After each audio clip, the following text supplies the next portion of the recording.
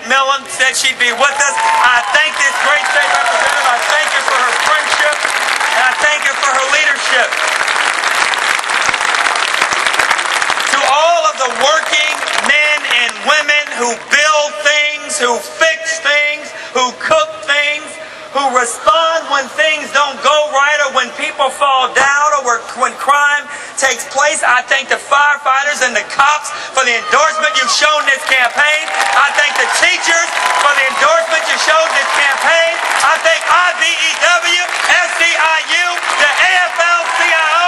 I thank all of our friends for believing that America can be better than what we are today. Barack Obama has said it all. America finds itself in one of the most unique spaces we've been in our history. The great thing about this country is that even when things are challenging and even when things are hard, our people, our ideas, our hope, and our confidence in tomorrow not only sustains us but allows us to grow. We face a moment where more countries around the globe have nuclear weapons than ever before. We face a moment, Gary Prater, and I love you for what you did in your barn with all them horses with me the other night. Anybody that believes we're not going to do well in rural Tennessee, you should have been with me the other night in McMinnville at Gary Prater's farm and his barn, where a group of people who didn't look like me just said my name over and over and over and over and over again.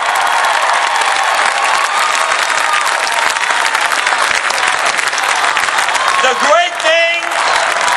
great thing as I close about this nation is what Barack said so very well, that even in the midst of all of these challenges, in the midst of 46 million Americans without health insurance, 8 million of them children, at a time in which there's more wealth in America, the Dow is soaring to record levels, but regular people in McMinnville, in Jackson, in Dyersburg, in Alamo, regular folks in Kingsport, in Cleveland, in Morristown, regular folks in Memphis and Cookville and Crossville, all across this great state in Savannah, all across our great state in Murfreesboro, just asking and wanting to believe again that that America that Barack talked about, that started in such humble beginnings, that America that celebrated 230 years of independence on July 4th, the same day that the North Koreans tested a nuclear weapon, and the same day that you and I sent a space shuttle into space, even though a day before foam had fallen off it. There's no greater country with hope, there's no greater country with opportunity, and there's no greater country in the world with people who want to make it better and who are willing to make it better. What we need is a government who will work for us and not against us. What we need is a government who will invest in people, invest in ideas, invest in our future, and believe that America can be all things. Can be all things. The difference between this campaign and the other campaign is real simple.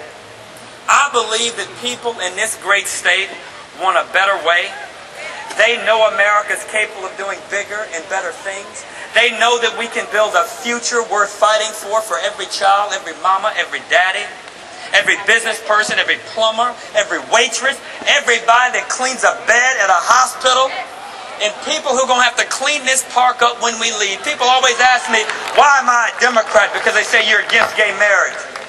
You believe in the sanctity of life. Why can you be a Democrat? I'll tell you why I'm a Democrat. I'm a Democrat because I believe if you get up every morning and you put your pants on, and you put your dress on, and you put your skirt on, and you grab your wallet, and you grab your purse, and you grab your kids and put them in the car, and you drop them off at school, you have every right to expect they're going to learn something at school. I'm a Democrat because I believe that when you show up at work and your boss smiles at you and you walk to your desk or walk to your workstation, whether it's at a plant like Ford Glass, or whether it's at TVA, or whether it's right downtown in one of these big pretty buildings, and your baby gets sick at school, and you go to pick them up and take them to the hospital, that they too deserve health care just like your boss's kids do. I'm just a believer. That after you work 30 years, or 35 years, or 40 years, that nobody at a company that can parachute out with millions can take your pension, take your future, take your Medicare, take your Social Security. I just know that we are better than that. And I just know from Truman to Reagan, what they built around the globe with the world looking up to us and loving us and reviewing or regarding us as that shining city up on that hill.